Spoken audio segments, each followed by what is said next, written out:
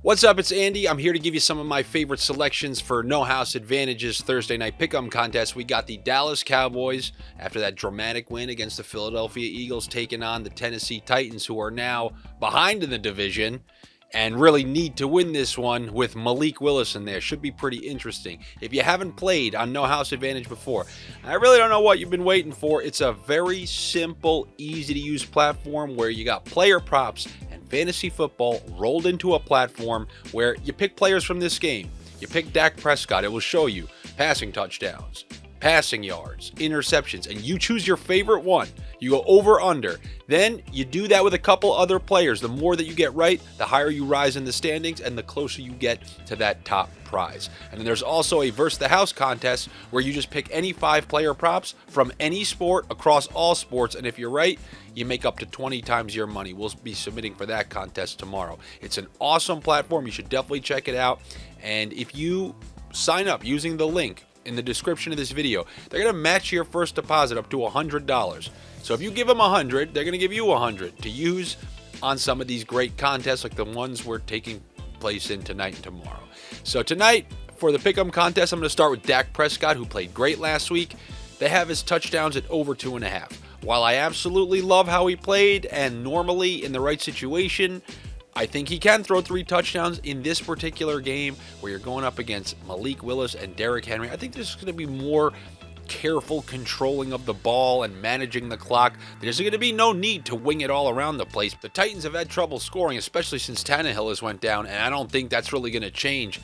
I do not trust Willis throwing the ball all over the place. He really seemed to be struggling moving it through the air. So I actually think that's going to make Dak and the Cowboys play calling be a little more conservative. They're not going to have to chase the score like they did against the Eagles, who are actually going shot for shot with them.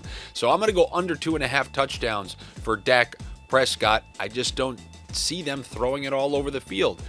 But I do see them running the ball, especially if they have a lead, and they're clearly favored in the game, so both their running backs are going to be getting the ball. I actually like Tony Pollard, who has looked explosive ever since the beginning of last year. All that takes is one run to just bust through, and he's going to be good for that. But both of the running backs are going to get an ample amount of work, in my opinion, in this game, and I feel comfortable taking the over on Tony Pollard. And then lastly, on the Cowboys, I'm going to take the over on 3.5 receptions for Dalton Schultz, who's been a constant safety valve for Dak.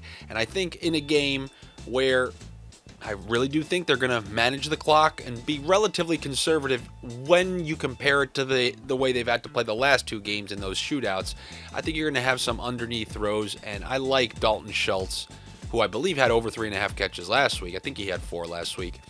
I'm looking for him on the road to have a couple of nice, simple catches over the middle. I'll take the over 3.5 on him. And then on the other side of the ball, I don't trust the Titans to be able to throw it. I'm taking the under 3.5 receptions for both Treylon Burks and Robert Woods because the Titans have shown that they're not going to be able to throw the ball consistently. Malik Willis has shown a grand total of 0 ability to spread the ball around and get it into his playmakers' hands. So you're going to get a ton of Henry in this game, whether he's able to have one of his Henry games on prime time. I guess we'll wait to see if that can happen.